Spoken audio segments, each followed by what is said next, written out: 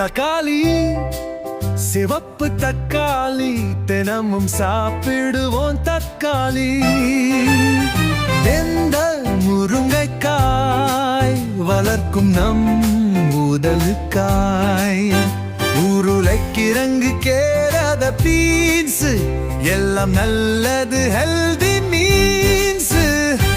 பாகற்காய் கொஞ்சம் கசப்பு நானா அது நம் உடலுக்கு சுகம்.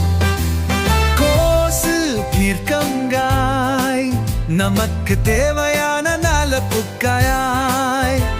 பீர்சு கீரை பசுமையாக உடம்பு குளிரும் அதை சாப்பிடலாம்.